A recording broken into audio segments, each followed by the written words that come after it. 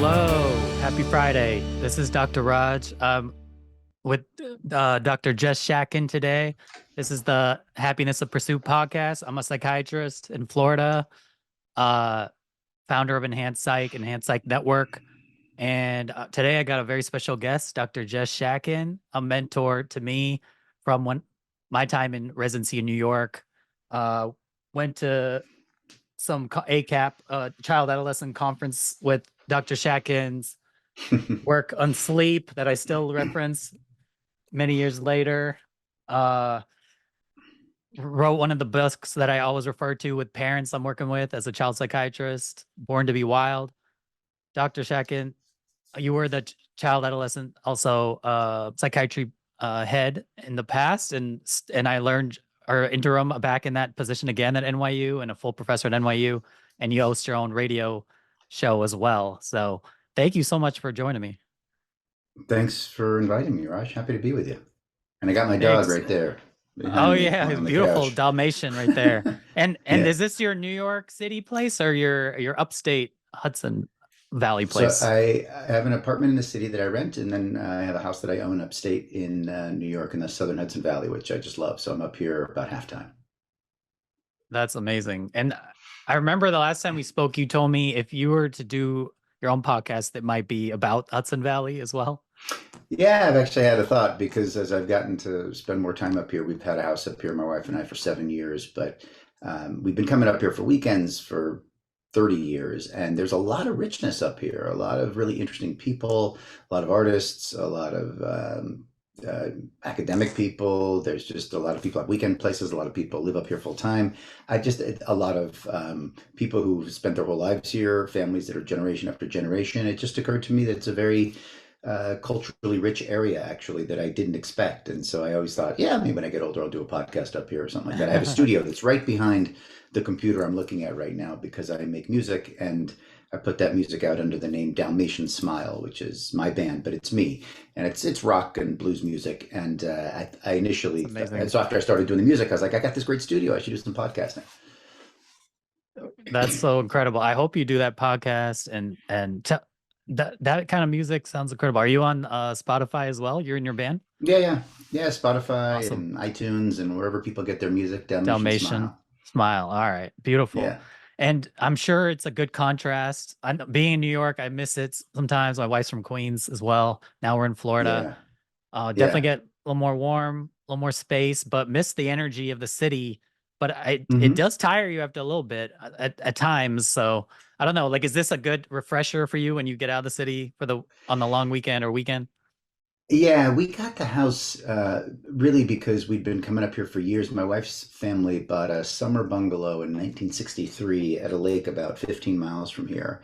And so we got married there. We spent weekends there once we started dating and all. And we just would come up here maybe 5, 6 weekends a summer because it's only a summer place. And we would just always feel so calm when we were here and so relaxed when we got back to the city. And we live in the village, which is very dense and crowded, and we love it, but Yeah. it's and very Beautiful. Yeah. very alive. But and I could live there forever. I mean, we spent a lot of time in the. I mean, we had I think 15 years in the village or 12 years in the village before we bought a house up here. So we became very comfortable there, but and used the weekends in the city. But once we started spending more time up here, our kids got older. We thought, it's really nice, and so it's very relaxing. We're enjoying it.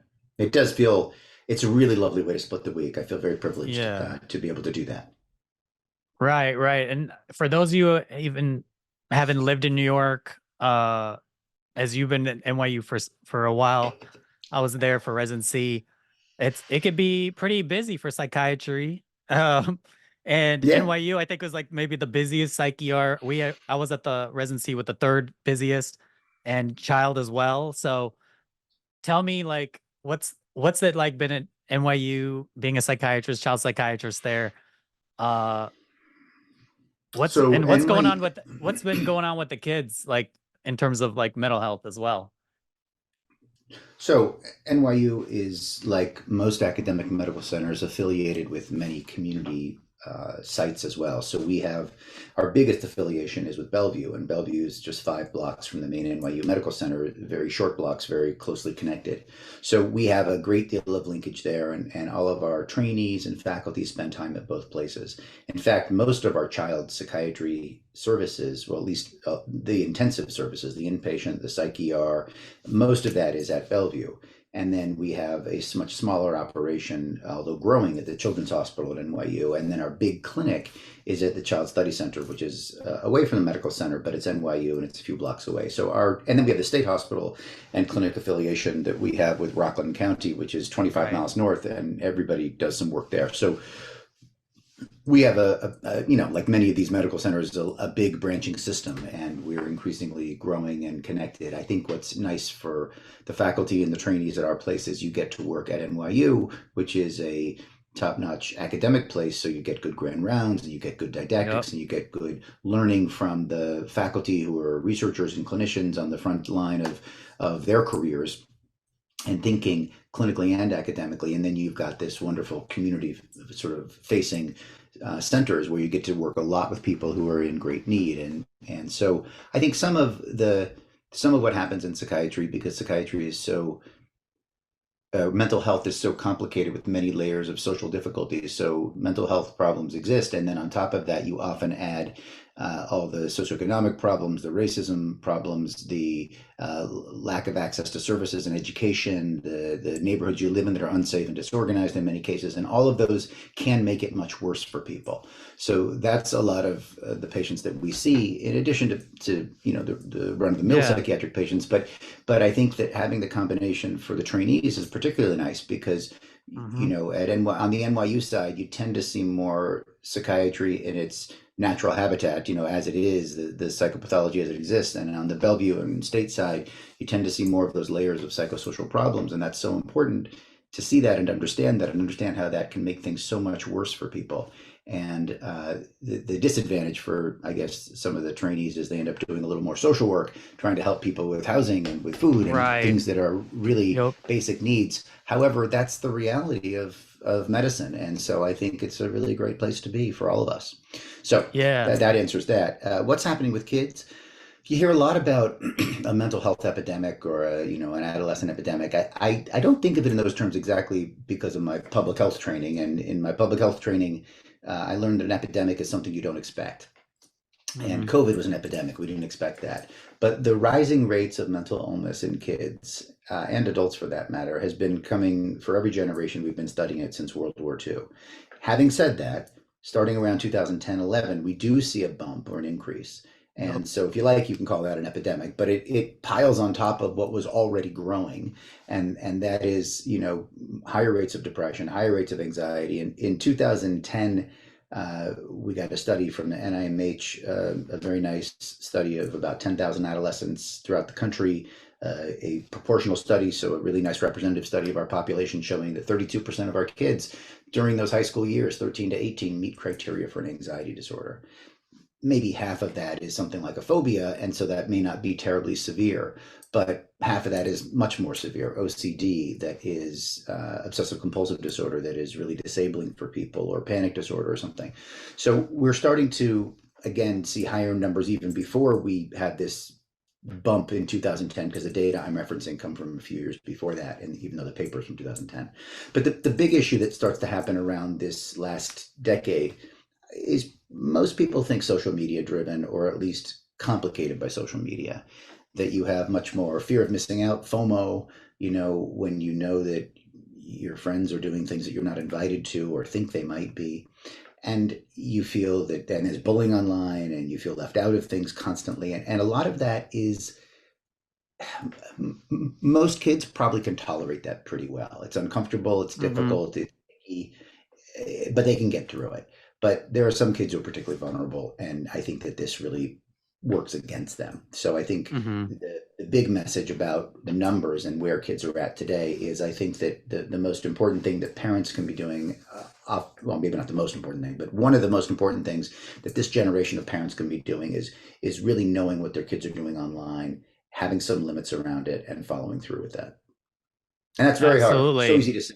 Oh, yeah. Much easier said than done as a parent. myself. I know. I was telling that to the But parents I work with too. So mhm. a couple of things. So one is in Florida, like we miss those New York services. There's a family I was just working with to get someone hospitalized who needs to be on an ACT team, like having a mobile crisis, like having treatment come to the home because otherwise it could keep going back to the hospital. And they're from New Sure. York. Me being working there, like talking just about this over the last week, going through this crisis is like we miss those services that only I think in New York, maybe Boston, maybe San Francisco, I don't know, has, but like definitely New York is one of the best in mental health that way. Like we could I worked on the ACT team going out of actually from NYU VA and would go visit vets all over and then get them the Yeah. treatment at their place or mobile crisis in Brooklyn and Manhattan. So definitely miss that. The services and just your obviously your institution's top notch as far as having the whole gamut of getting to work in all the different sorts of settings. You're prepared for anything. That was correct when they told me that. Come to New York, you'll be prepared for anything. Like the Alicia Keys song, you can make it here, you can make it anywhere kind of thing. And that's Right. certainly Right. Right. true in mental health psychiatry. In terms of like the children and adolescents, I remember reading and listening to Jonathan Haidt with the coddling of the American mind, talking about 2011 was a time when the majority of kids and that teens, not kids, but teens at least, had phones in their hands, and that was a big factor they found in their research. And he just has a new book now on growing anxiety as well, and then social media, kind of a second thing. And do you think there's other? I mean, and you've done a lot of research on this, and you've seen it clinically, and you answer questions on the radio with parents all the time. So, have you found like there are other major factors that are contributing to why there's more depression, anxiety, suicidality, meaning suicide attempts, self-harm, like for instance, I remember after that Netflix show 13 Reasons Why, we saw like a contagion almost effect. I was working in child adolescent unit in Charleston at MUSC, and that show had just dropped, and the first season, as you know, they removed that scene, but when the main character had that suicide in the bathtub, there was an uptick of like self-harm and suicidal gestures of especially young women that were coming into the hospital. And that was kind of like also maybe a contagion happening with suicide. I saw it 5 people from the local high school, like very affluent area by my office in Ponte Vedra, in one year when I first started my private practice had suicide from that school class. So there seemed to be like a contagion, like in a way of like we're talking about COVID before, but viruses, how they could spread, even psychological ideas. Saw that with which could be a political hot button issue, but trans uh, kind of issue as well. And that even in this very affluent Republican area, they were talking about lots of uh, gender binary, lots of trans, lots of suicides. Like, what do you think's going on with these kind of cultural forces in society? Well, so I think the social media has something to do with it. Phones, Jonathan Haidt's work. I think you're right. There's something to that. I think the other thing you just mentioned as well is COVID. And again, COVID was a major change. Most kids were out of school for a year. They were, technically in school online, but kids who come from neighborhoods where they didn't have good internet access or if parents who weren't around suffered a lot more because they couldn't necessarily learn the same way. Kids who had learning disabilities and get special services at school. That's millions of kids throughout the country didn't get those services or got them online, but those were kids who really have a hard time sitting still or paying attention. And so getting it online was very difficult. And if their internet provider isn't that strong and they don't have somebody making sure they're there and ready, I mean, there were a lot of Yeah. problems. So I think that, again, the most vulnerable kids are taking another hit in that case. So, whether Hmm. it's the media, that's something we're all exposed to. Some kids are more vulnerable than others. And then you add COVID onto that. And, so I think that was a big factor that we can't ignore.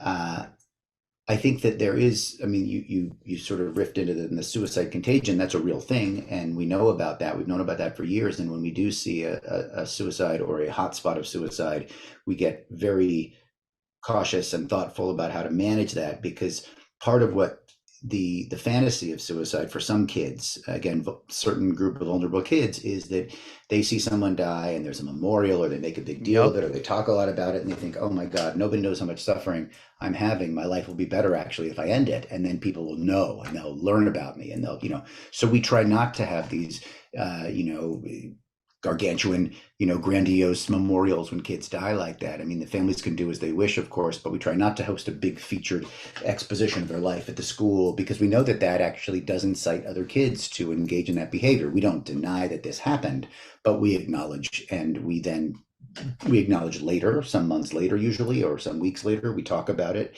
in maybe a reflective way at that time. But we try very hard um, not to overdo it, let's say.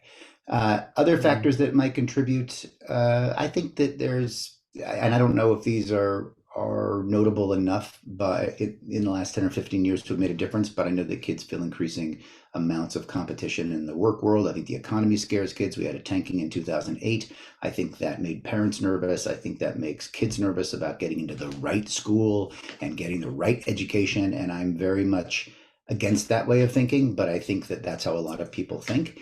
I believe that you can go to just about any college and get a good education. It's about finding the peers and the teachers who are going to teach you well and study with you and learn with you, and that you can have great opportunities. And if that place doesn't provide what you need, you can eventually do well and transfer or go to another school down the road. And I think that there is opportunity in our country, and that's terrific. But I think that this competition that kids feel is sometimes suffocating for them, and parents get anxious, and that helps make the kids get anxious, and the teachers get anxious. When we had the whole No Child Left Behind, there was a lot of grading of schools, and then people started teaching differently, and the kids felt the squeeze from that. So, we go through things. I think if you look at the world today from the perspective of an adolescent who is just now starting to think abstractly, and they're just starting to look at the world for what it really is, because they can think like we do now as adults. As kids, not so much, but after puberty, they look at the world and they think, my God, the world is melting.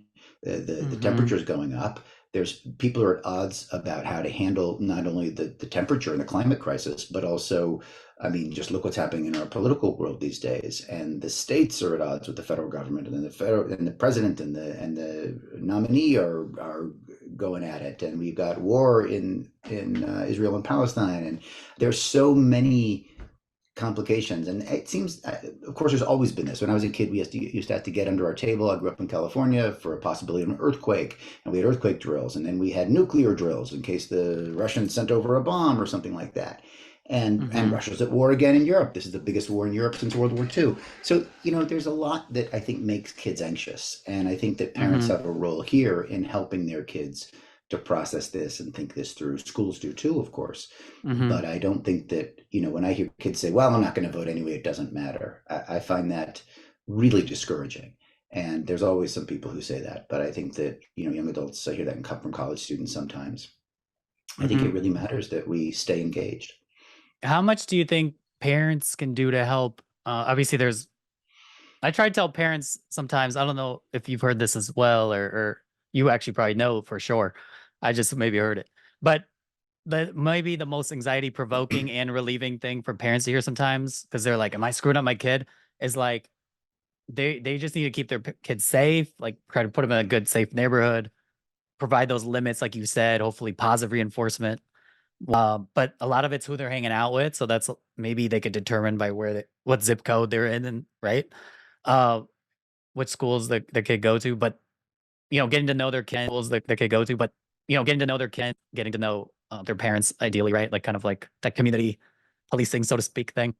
And then the Mhm. genetics, which they can't do anything about once they have those kids, right? So what things can they do besides modeling good behavior? Of course, as a parent, you learn it's not what you say, it's what you do.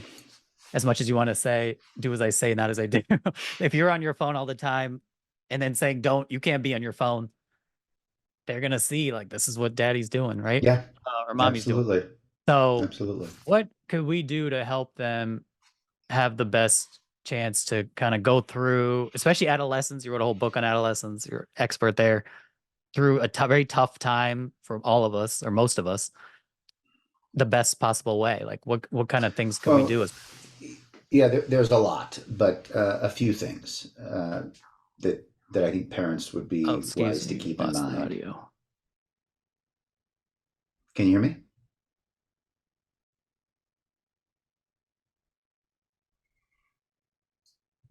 Oh, there we go. Sorry. You got me? Yep, I got you. I don't know Okay. why it went away. So Sorry your about that. question, no problem. So your question is what kinds of things can parents do with their adolescents to help, keep an eye on things, get closer, ameliorate some of the stress. And I think Navigate that, navigate those tumultuous years the best possible sure, and sure. succeed I successfully. think, yeah, I think the most important thing is knowing your kid and spending time with them. And that sounds elementary, but it's really what it comes down to. It's having dinner together, it's spending some time on the weekend together. It's not smothering them, but it's knowing their friends, it's knowing their friends' parents. It's going to their activities that they care about, their shows or their sporting events or their religious ceremonies and things. And I think that it's making yourself available. You don't have to spend 8 hours a day with your kid or 24 hours a day with your kid. But 15 minutes of one-on-one time is really valuable, and then having family Mhm. time is really helpful. So with families of young kids, I often say it's really nice to have a half an hour or an hour of reading time every night, where everybody pulls their book out, puts their phone away, sits on the couch and reads. And as the kids get older, you encourage their hobbies. You try to find shared hobbies and activities you can engage with them. You follow their music so you know what they're listening to. You read some of the books they're reading. You keep an eye on their homework by looking at their homework. You don't do it for them if you can help it, but just support them. You Yeah. make corrections and you help them to get back to it. Again, dinner is one of those things that we've actually seen research on, that families that have dinner together at least once a week have kids who behave better, and that's just sort of a measure that just once a week, even, which usually families, if they have dinner together, they have dinner together more than once a week, but some families never have dinner together, and I'm often shocked by many of the families I work with who really know better, who grew up with enough economic means to be able to have dinner with their kids. They don't have to work 24 hours a day. They're not single parents, and still they don't have dinner with the family. Kids are ordering their own food, or the parents are cooking for themselves, or cooking for the kids. The kids are eating here, the parents are eating there. And I'm always surprised by that, because I think it's not only good for the kids and the parents, it's really fun. And Hmm. choosing a family show to watch a couple times a week, and those kinds of things I think are very bonding. Having if you have the means and the opportunity, something like an animal in the house. I know that's a lot of work for parents, but what an animal does is it becomes sort of the moving fireplace. It gathers everybody around one thing they can always care about and share. And I think that Yep. a dog or a cat is a particularly good choice, but I know not every family can do that. Sure. Even a turtle or something that moves a little bit. I guess fish are okay, but you can hold these other animals and everybody can love them and everybody can share around them. And if you have the opportunity to do that, I think that's a nice thing. But the bigger issue here that I'm saying is, or the global issue is sharing time together, sharing concerns, and sharing each other's lives. And that's the biggest thing. Yes. Yes, love, yes, support. And then if you really want the details, in terms of parenting, it's the authoritative parenting style that is much more effective than the other styles. And the authoritative parenting style is characterized by love, affection, warmth, and rules. And there are ways we do things and ways we don't do things. And you can do things in other ways if they work well and nobody gets hurt. But if they don't work well or causes problems, then there's an associated consequence with that. And it doesn't need to be, and nor is it beneficial to have it be some dramatic, huge consequence like you can never go out again or you lose the car for a week or whatever. Right. But it can be something short that's meaningful to the kid. And then all the other strategies that fall from the authoritative parenting style are what we call behavioral parent management training, which is, positive reinforcement, effective commands, selective or active ignoring, rewarding kids, knowing their schedule and working with that regularly, updating that. And only when you're doing all that really well, giving consequences and following through with those consequences. But we try to stay slim on the consequences because we know you get more bees with honey than vinegar. So Right. we really do focus on that. That's sort of the global package, I think, when you're thinking Right. about effective parenting. Right. And I remember taking a lot from parent-child interaction therapy, which for the audience is kind of that gold standard therapy for behavioral issues. We call it like oppositional defiant disorder or conduct disorder, even not really as much in that 2 to 7 year old range, but oppositional defiant often goes with the attention deficit hyperactivity disorder, ADHD, but more like behavioral issues, right? Not Mm-hmm. necessarily have an ADHD.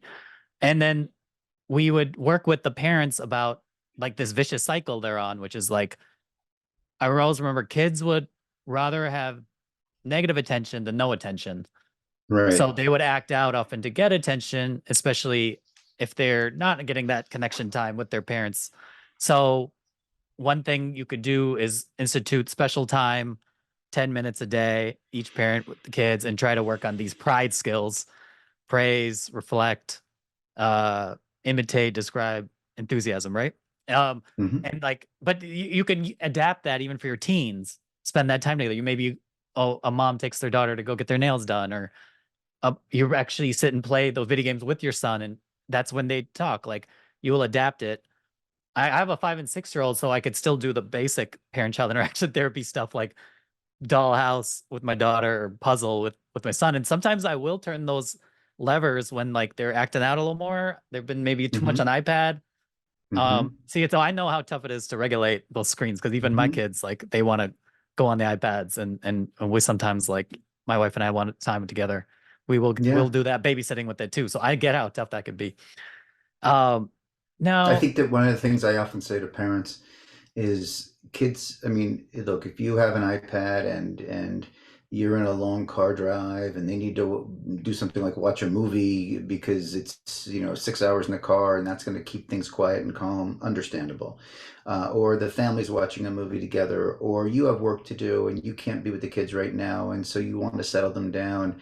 There's reasons to use the screens for games, movies, whatever. I'm not trying to be draconian and say we should have to get rid of all of them, because they have value, and they have particular value for some kids who are isolated and don't have social lives and struggle because they're on the autism spectrum, or because they're socially fearful or phobic. There's all sorts of reasons that these devices can have utility. But the best thing for a kid is, a child is putting them in a pile of dirt with a paperclip. Just boredom and having to create something is really good for kids. It really does expand your brain.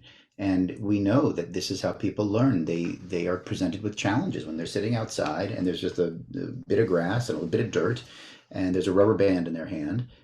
They can make up a whole world. They can build something. They can make a slingshot. They can come up with a new idea. They can make a little fort. There's a million things they can do, but you put them in front of an iPad, and all they can do is what the iPad offers. And the iPad offers a lot. I know it's very rich environment, and it gives them so much constant feedback. This is how they scored. This is how the level they made. This is the what happened in the show, and many of those things can be fun and comforting. So I'm not saying we have to get rid of them all the way, but there's a huge value to our kids learning about the natural world and being in it, and or just going to their room with all the toys our kids have in their rooms commonly. They usually have so many more toys than they need in their room, so many more books than they need in their room. But sometimes just letting them go to their room and figuring things out and just keeping the screens off can be very, very helpful for the kids. mhm. And I think it does help them to learn to be a little more self-reliant, learn to function on their own, and be creative and deal with boredom, because a big part of living is dealing with boredom. Yeah, and that's where a lot of creativity comes from. And I think that's, to why the screens could be increasing, maybe global anxiety, depression. How that's related is we're losing the connection sometimes. Like, if you could go play with your kid, go play catch or go swim together. Those are the things my son would just ask me to do. Yeah. Or play video games even with them. Like, that's fine too, if that's where the conversation happens. But having real connection in person, like, that was actually kind of heartening to me. In Florida, I know is much different than New York during COVID, but teens were getting in trouble for going to other teens' homes, and they were missing going to school. And I was actually like heartened by it, even though it was a tough, very tough time. And we were in fields, we don't take any pleasure in it, but that grew in demand while a lot of other businesses were kind of, Yeah. unfortunately struggling during that time. And there's Hmm. still increasing issues, as you've mentioned, after. Um, but like, I was really actually kind of thought that was good that they were like missing seeing other people in person. They didn't like the staying at home virtually. So that showed me, like, for all the stereotypes we might have, and each generation, of course, sometimes like the other younger generations are softer. We're kind of Hmm. I'm getting into that get off my lawn period too, where I'm like, what's going on with Gen Z or whatever, right? Like, Yeah. they Yeah. could be Yeah. more fragile, but it's like, I don't think that's necessarily true. I don't know what your thoughts are. Like, do you think we're too much helicopter parenting overall, or is you think it's just that usual pattern of we're looking at the younger generation like there's something wrong with them when there are lots of things they're actually way better at than probably any other generation in terms of like openness to and tolerability and I'm intelligence and yeah. stuff. I'm probably afraid to make generalizations about us being more or less helicoptering because I think some of that varies, and there are moments when that can be very useful when kids are going too far astray, and having a parent really move in is valuable. That's true. Uh, I think it depends on the family and their orientation and their level of tolerance for ambivalence and anxiety and all those kinds of things. And I don't know that there's one right way to be. I generally Hmm. think that over time, what's good for kids, and I think this is borne out by observational research and data, is that it's good for kids to learn to become empowered and to build their self-efficacy, to be able to get to the point where they can identify a problem or an issue or something they want to do it, get better at it, and feel good about themselves. And that's really the process of becoming an adult. And Hmm. that's a big adolescent milestone. And the other big adolescent milestone is learning how to manage your emotions, what we call emotion regulation skills. Understanding that, Absolutely. puberty happens and all of a sudden you're completely overwhelmed with all this stuff you've never thought about before or really deeply felt.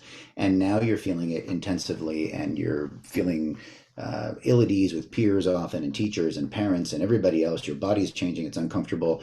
And learning how to manage happiness, anger, frustration, embarrassment, envy, all that kind of stuff is a big part of growing up. I, as a young person, would occasionally break things when I was angry. I kicked a hole in a few walls 3 or 4 times. I kicked holes in walls when I was very angry and overwhelmed. I broke a few watches by hitting a wall at some point. I wasn't cutting myself, thankfully, or doing anything that would be considered psychopathologic, but at times, because I was trying to do so much, trying to get good grades and trying to get to medical school and trying to stay physically healthy and trying to be a good son and trying to be a good boyfriend and that A sometimes lot of I just pressure.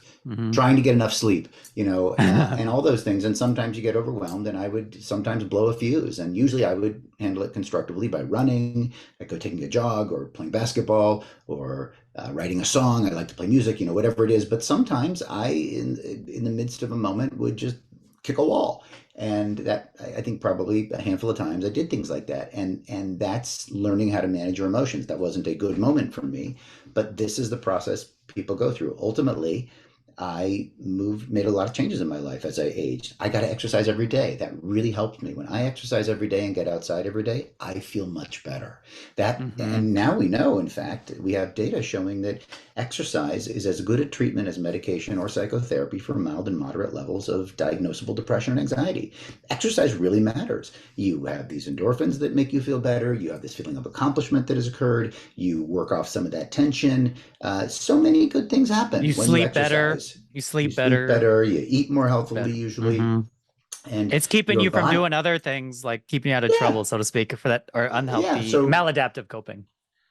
so exercise is one of those really good things. And so that was one of the things that I learned. And I also grew up in a pretty talky family, but I became much better at being vulnerable and expressing my feelings. A lot of times we hold on to the things that are difficult for us to talk about because we're afraid that if people understand how we truly feel, that they will sort of have it on us and our identity feels at risk. And we feel like we're going to be overwhelmed somehow, abandoned or enveloped.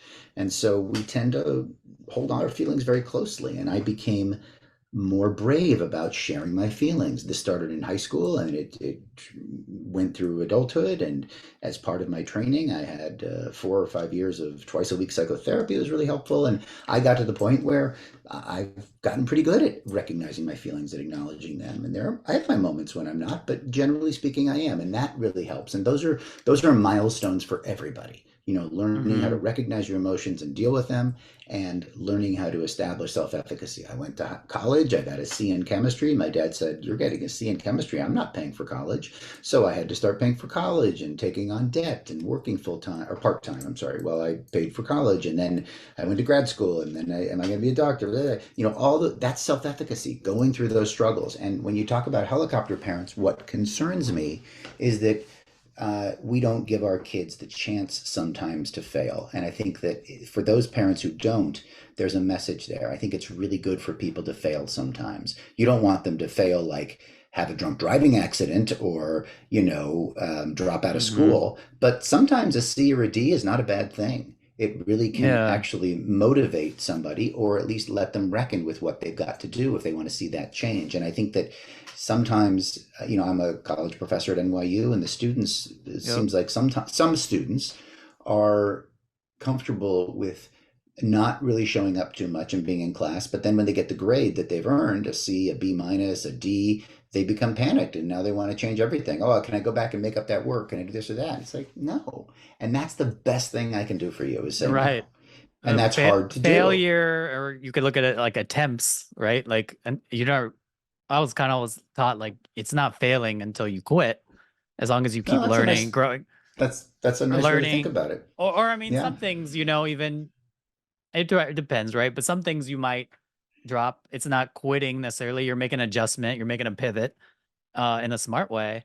But did you like being character centered, right? Being principle centered, as they say, in Seven Habits of Highly Effective People, one of the best books that's helped me.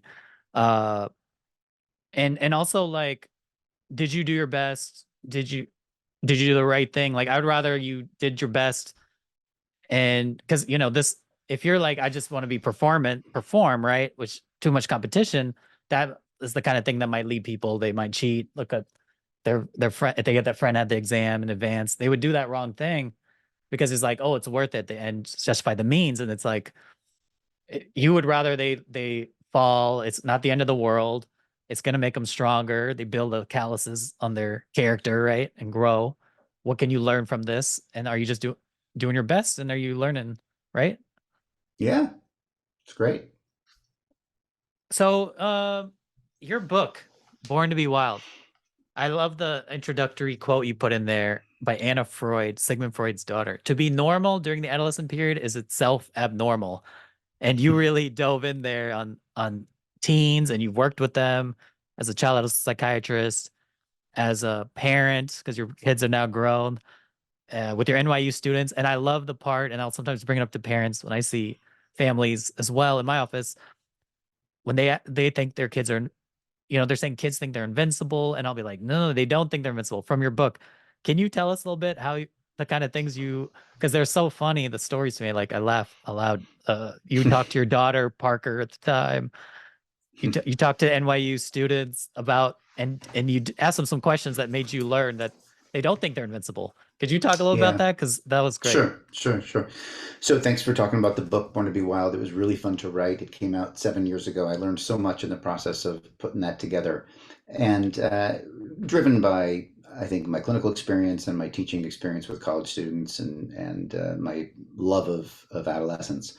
I think that most of us are taught, and even to this day, that that the reason young people, adolescents, and young adults take risks is because they must think they're invincible.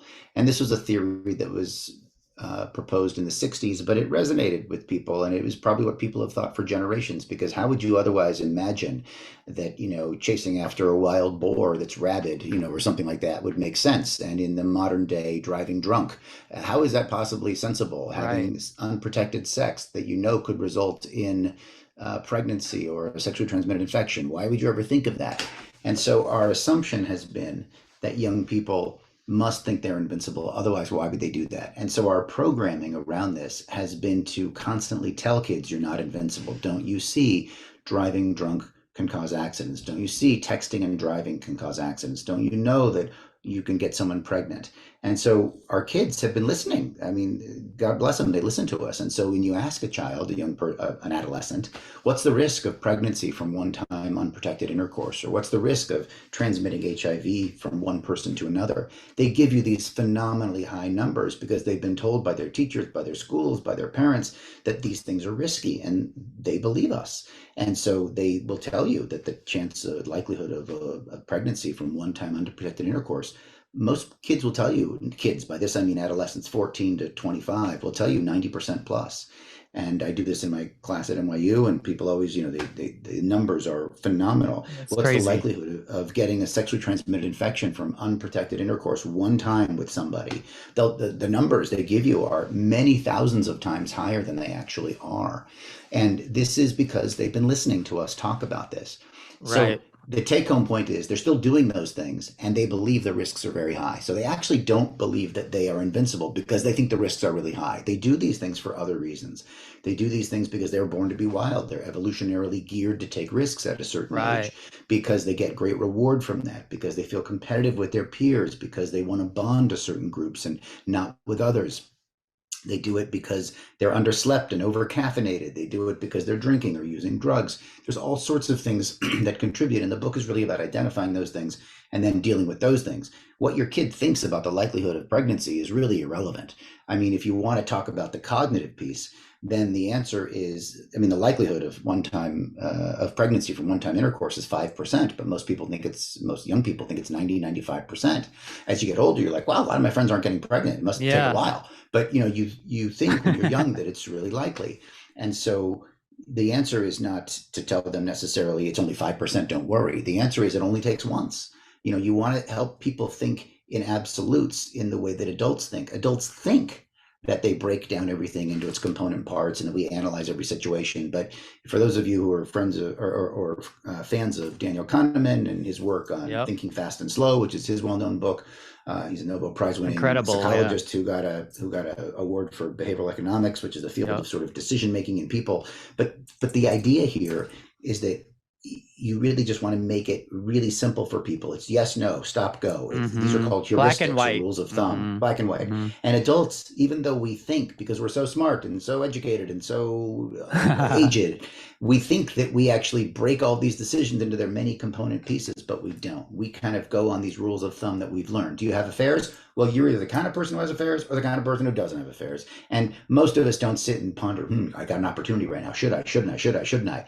If we do, then we do, but most of us don't. Most of us have either done it before or not done it before, and we do or don't do it, and that's who we are. And so we don't tend to sit and puzzle over these decisions that young people actually think about more. And so they actually spend a lot more time thinking about these decisions. When you ask simple decisions like, is it a good idea to swim with sharks? Adults say no, and kids say, well, what kind of shark? Am I in a cage? Do I have a harpoon? Do I have oxygen? What kind, what's the environment? And so they're really starting to think these things because they haven't gone through these things before. And so Mm-hmm. our job, if you want to think about decision making, is to give them as much as we can very sort of polar ways to think about this. Like, never drive drunk. You just don't drive drunk. It only takes once. You never drive drunk. And, we don't have to tell them how many people die driving drunk and what the likelihood is. Because the reality is the likelihood of dying while driving drunk is not nearly as high as kids think it is. So don't Yeah. focus on that. Focus on it. You don't do it because it only takes once. And that's a terrible thing and it should never happen. And never drive drunk, never drive drunk. And so what am I willing as a parent to do to help with that? If ever you are concerned that you are going to be in a car with someone who's using or you have used, take an Uber. I will never ask questions. Take an Uber. You don't even have to tell me, take an Uber, because it's much more important you stay safe than anything else. If you Right. have a different relationship with your kid, maybe they can tell you. Maybe you can say, please tell me, I'd like to know. Or the next day, you could still punish them for taking an Uber because they shouldn't have done that. They should have driven, but they were drunk. They did what you told. So, you can still manage it Mm-hmm. and there can still be consequences. But generally, if it's a tough time, a tender time, carte blanche, man, take an Uber. I don't want you driving drunk, Right. Right. because kids drink, and I know that, and I'm realistic. And you're going to a party, you don't want them drinking. Well, then maybe you have to have another sort of intervention, like know what Right. parties they're going to, not let them go to parties at certain times or places. There's all sorts of things that where you might intervene, but Right. it's not black and white. But Right. when it comes to decision making, we want to help them think in a black and white way. Right. So I remember 2018 driving back to Charleston from Florida and listening to your book on Audible. And my jaw kind of dropped, and it was an aha moment, even being like a couple years into my child adolescent psychiatry fellowship, to think like, oh, they're not thinking they're invincible, but rather they, at least I don't know if you said this, but like what came to my mind is they were not wired, maybe because of evolutionary psychology at that age, to think into like past 25 years old or past 21 years old, even like we don't even think we're gonna make it that far when we're kids. Like I had to go back as a teen. I was like, did I think about adult? Never, not really. Like I don't. Is it possible like we were wired to not think far that far ahead because Well, young men maybe, had to fight and had to yeah, take risks to yeah. get mates because they were getting married younger then. Like I just try to put it in the evolutionary psychology terms. Well, And is it I think also that's, is it adaptive to also make these black and white rules for them sometimes so they to try to have them not do that? Like is that kind of maybe a good thing? I think so, and I think that you're wise to think about things in terms of evolution. Every biological question needs to be cast or looked at through an evolutionary lens because you think about what's the advantage of it? Why would it be here? We've been around for eons, so there's a reason, or some version of us has been around for eons. There's a reason certain things stay, Right. even things that don't seem advantageous. So, what is the reason for that? But the idea of young people um, Being facing kind of these wired risks. for risk, right? Like we're wired for it, as you Yeah. said, Oh, and I was going to say as that adolescents. you're talking about maybe they're not going to live, or they may not think they're going to live long, or whatever. 20% of 15 and 16-year-olds in America think they're going to die by the time they're with that sometime that year. So, and there's just no reason for that. The risk of them dying that year is infinitesimally small, but they think they're Right. going to die. And those who grow up in difficult neighborhoods or in disenfranchised areas, underserved areas, they think the rates are even higher. So why is that? Well, maybe there's just this bias again, and brain has a negative bias. There's a lot more of the brain Mm, designed to look out for risk and keep us alive, tiger, bad food, whatever, than there is to make us happy. We've got a part of the brain that is all about pleasure and feeling good, which is really for the purposes of passing on your genes, things like that. Taste, so you eat. Sex, so you procreate. Those things feel good, taste good, so that we do them. Because otherwise, who would eat an right. animal? That's crazy. Right. There's a beautiful dog behind me. I wouldn't think to eat a dog, but people do, and when they're hungry and they need food, they will. And so it must Right. taste good. We must have some reason to drive us to do that. And so think about things in those terms. And I think that that's a big part of what drives people's fears and behaviors. But. Right. So like, and I could, going back to what you said about the black white thinking, and we actually want to spend time with them, help them learn how to think, even if they fall, not do the homework for them, not, want to talk to their teacher, their boss, because I know I hear stories like that sometimes. I'm sure you do too. Um, so have them, grow up to be moral, good character, know how to think and make decisions, right? And through that tough process, kind of you're there to support them, like to pick them up when they fall, to be there if say they drink and you have a rule no drinking as a teen or smoking nowadays, marijuana as as you I'm sure in New York even more so, Everywhere. but here too, everywhere it's become a bigger thing, unfortunately, for a lot of teens. So they could call you instead of getting in that Uber drunk driving, like you have crazy statistic of how many people had done it in the last month. I don't know if it's still that Mm-hmm. bad, but I think you said it was at least like 10% in the last month had driven drunk Mm-hmm. at their Mm-hmm. teens. And like maybe you'll give them a punishment, but if they're honest about it, it'll be a way less one. Maybe you'll reward the honesty depending on as a parent your rules. But Yeah. in any case, you're going to reward them coming to you, being honest, and it's about safety, and you expect them that there's going to be some level of risk taking, and that's not necessarily a bad thing. Like if they're taking Mm-hmm. no risk, they could that could be sometimes a problem, right? Yeah, I mean, there's many positive risks we want our kids to take, or beneficial risks. We want them to join the debate team, or run for political office at school, or try out for the basketball team, or give a speech or whatever. Those things are great, and so that's a really positive use of risk that helps them develop. There are other risks that aren't always that bad, that seem like they might be bad. Doing certain things like taking a risk while camping or hiking or jumping into a river or something like that, in a place. And we want to help them to be thoughtful and prepared for those things. And so we talk about those things in advance. We anticipate risk. We try not to deny it. I think it's very easy as a parent to think, oh, you're going to a party. Okay. I just hope things go okay, but I'm not going to really say much to you about it. And so I think talking to your kids about it very directly, letting them know that you're aware of what's going on, and that that these what these environments are like. If you do, if you don't, find out so that you know what your kids are dealing with. And if I'm going to a party at so and so's house, call the parents if you have questions, and say, my son says he's going to a party at your house, and they may say, what are you talking about? In which case you've learned something there. Or they may say, yeah, but we're not going to be here for the weekend. So, who knows? And so that's all information. And I can't tell parents how to parent in terms of their values and their culture. That's up to them. And that's great.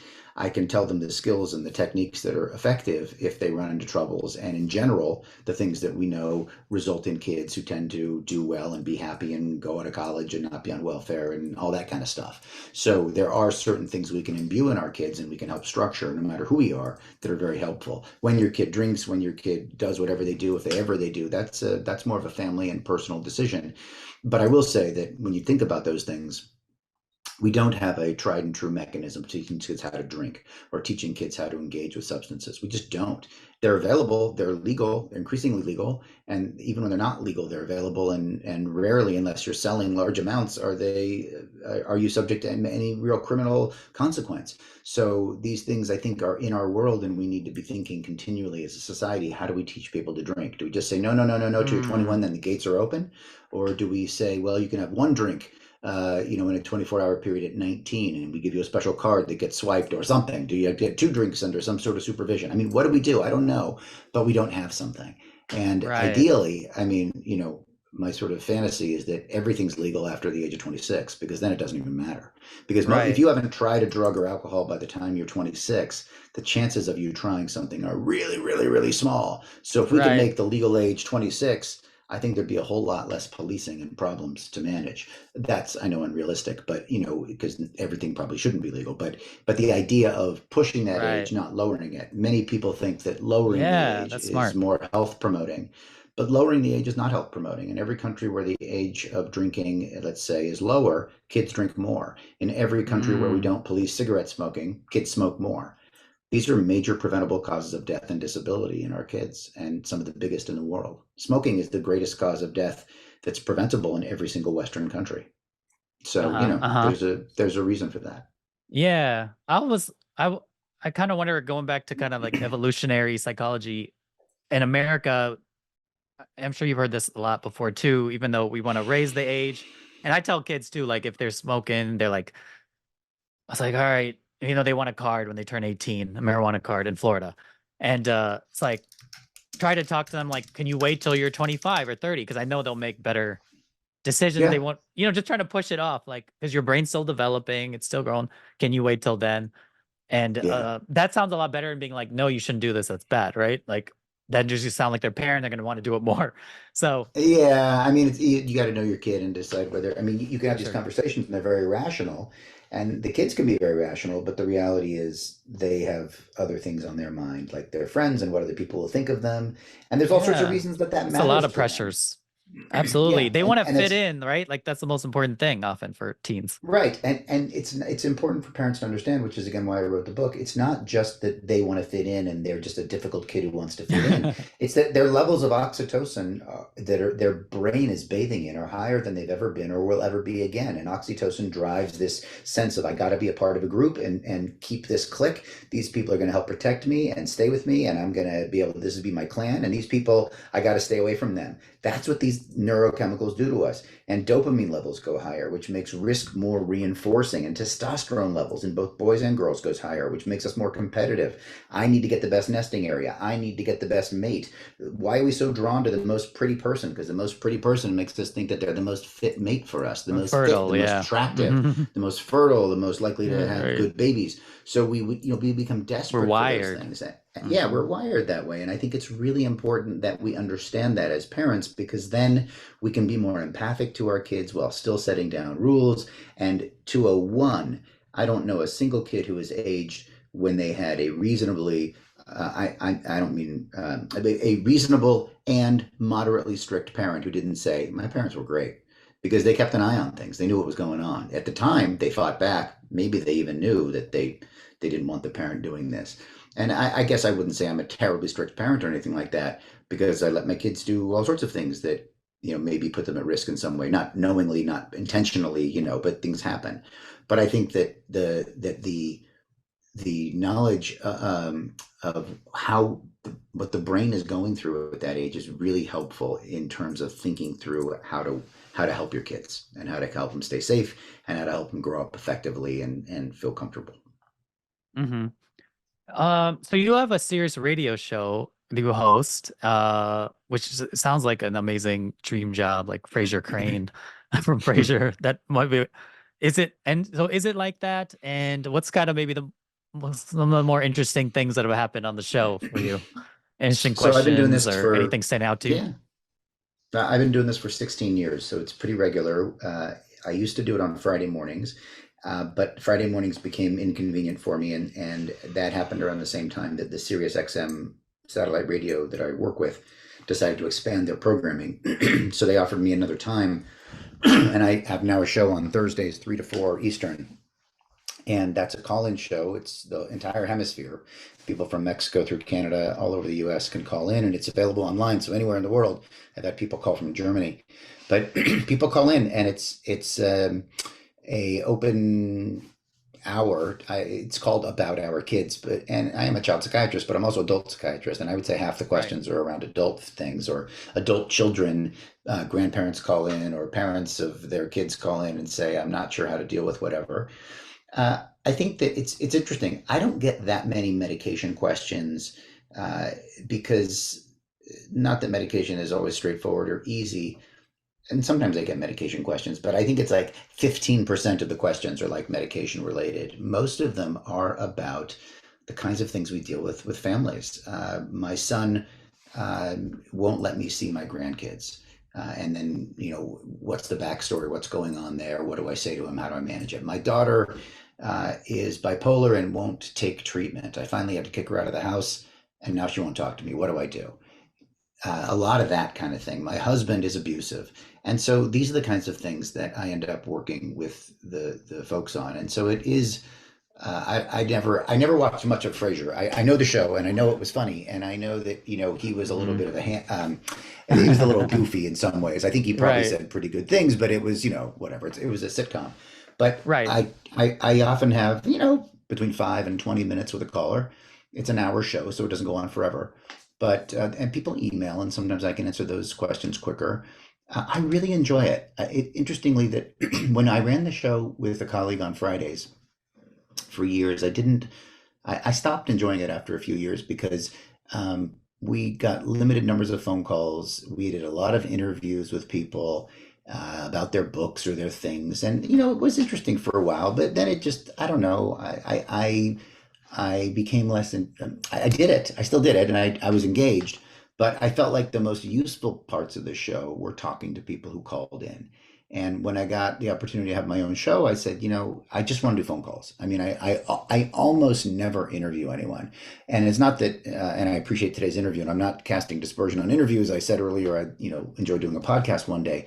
But I think in the capacity as a psychiatrist, when you're looking at the nation and you see how long our wait lists are, particularly for child psychiatry, 3 months, 6 months, it takes so long to get to see a child Hmm. psychiatrist. I recently saw a family from Canada because they're on a 2-year wait list to see somebody in Canada, or maybe it's a year probably, but they can't get someone, and so they flew to New York to have a Wow. consultation, and they have the means to do that, but they can't get access. And so to Hmm. be able to give people some access and to talk to them and walk them through some of these problems is very rewarding for me, and I like that a lot. So it's Sirius XM, which costs anywhere between $5 and $15 a month, I think, for the service. But the radio's great. I got to tell you, I subscribe. You I like love it? it. I listen to all the music channels, I listen to the sports channels, I listen to the news channels. I use Sirius every day, and then I get to be on this radio show. And the radio show, by the way, it's not like they came to me and said, "You've got to be on our radio show." Years ago, 16, 17 years ago, when NYU was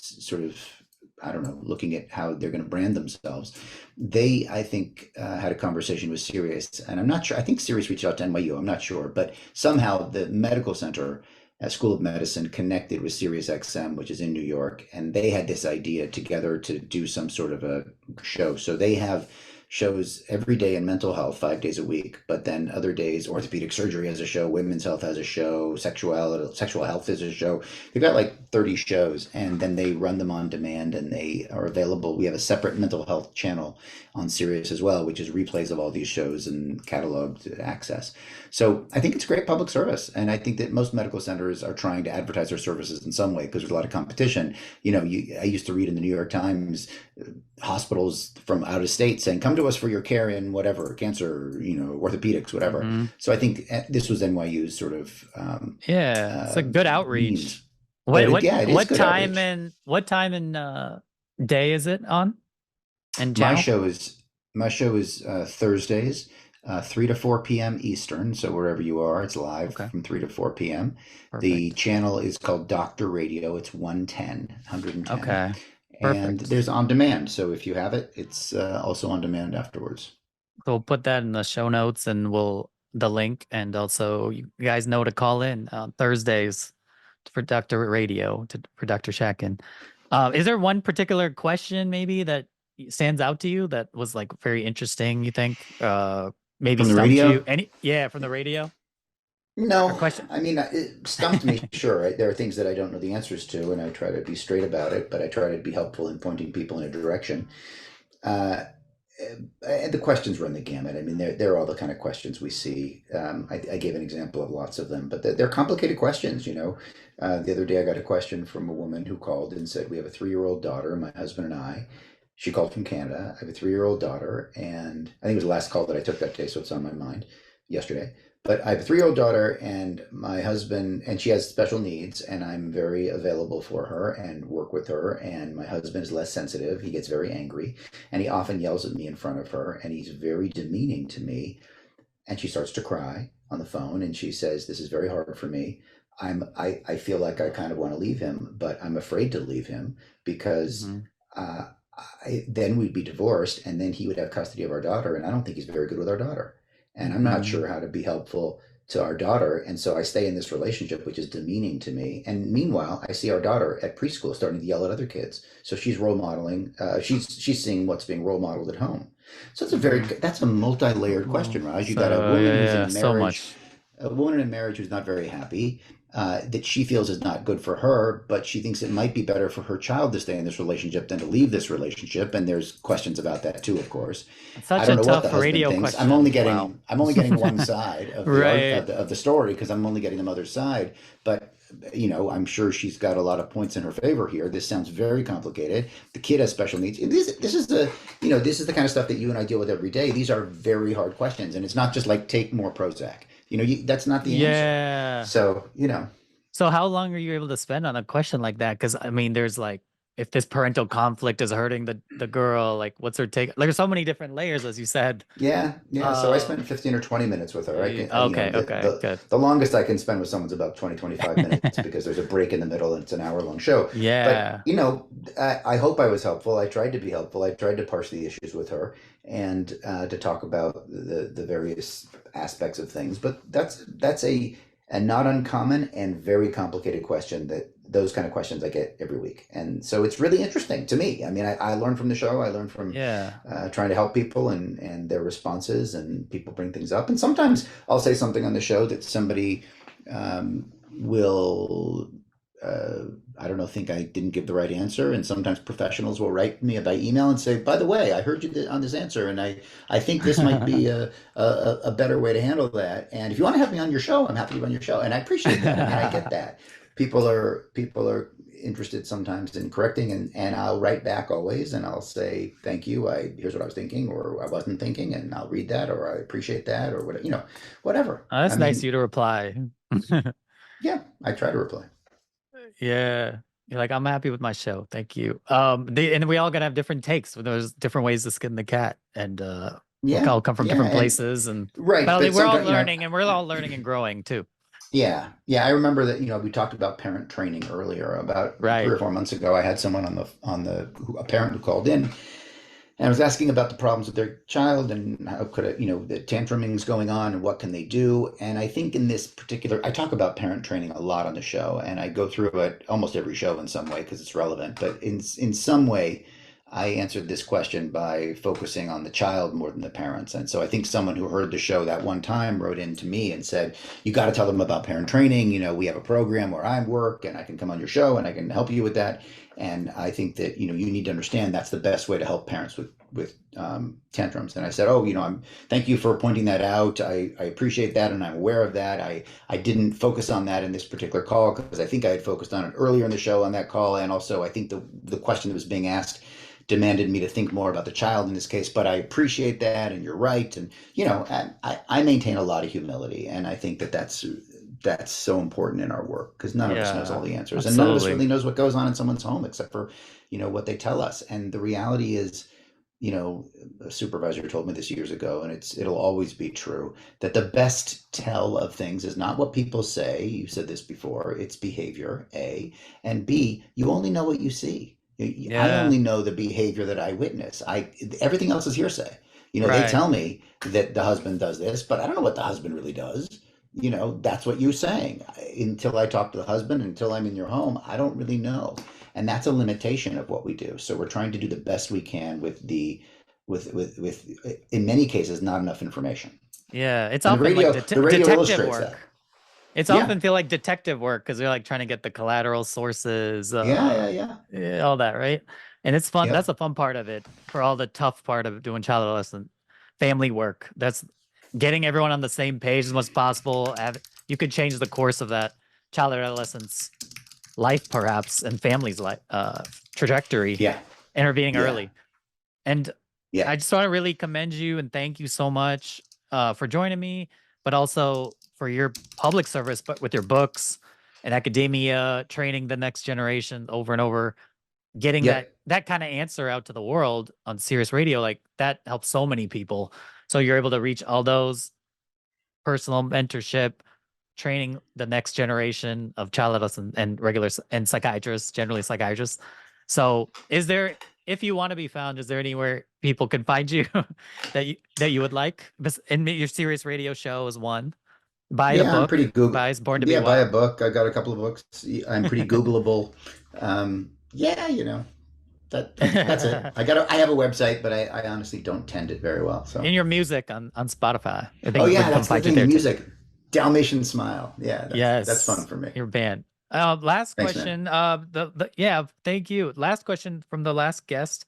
Just a clothing tradition. The last question that they wanted for you, the next guest, was, "What is your bliss?" What is my bliss? Hmm. Um, I think I'm lucky to have a lot of bliss, a lot of opportunities for bliss. I don't know if I always felt that That's way, fantastic. but I've worked hard to get to where I'm at, and now I get to enjoy a lot of it. The radio is great fun for me. I saw a new patient yesterday. That was great fun for me. Playing music is where I probably disappear the most these days. If you talk about flow and you talk about Ooh, where it is that you sort of get to a place where, oh my God, it's 5 in the morning. How did that happen? yeah. That's I have a Some of the studio and I play best music, happiness and that's feelings, where. right? That's like Yeah. a Oh, and true sometimes, joy happiness. and and sometimes it's not even happiness. It's just time disappears, and I'm so deep into Mm. it, and so it's not always pleasure, but it's just complete engrossment. And I think for me, that music is where that's at these days. It's always been a big part of my life since I was 5. I've been playing since I was 13, and I love it. And it's still fun for me, and that's great. But I also exercise, like I said earlier, every day, and that also gives me a great deal of satisfaction. So there's everything. Then Beautiful. there's the dog and the family, and it's all. There's A so many lot to places be that I get content. it You're from. sounds you're very content, grateful. Is there I feel anything content. new you want to jump into at all? No, I'm Anything pretty to happy come? to. You're good I'm with happy to where keep things are. doing what I'm Okay, doing. I think I got enough going on and enough beautiful, learning. For me, it's always been learning. When I'm learning, I'm feeling good. beautiful. It sounds like you're in a really good place. I'm very happy for you. Thank you so much. Thank you. I just want Thanks for to, having me. yeah, you guys have been on the Happiness of Pursuit podcast with Dr. Jess Shatkin. Thank you. I hope everyone has a good weekend. Just remember, be kind. You never know what people are going through. Be kind to yourself too. You're worth it. Thank you, Dr. Shatkin. My pleasure, Raj.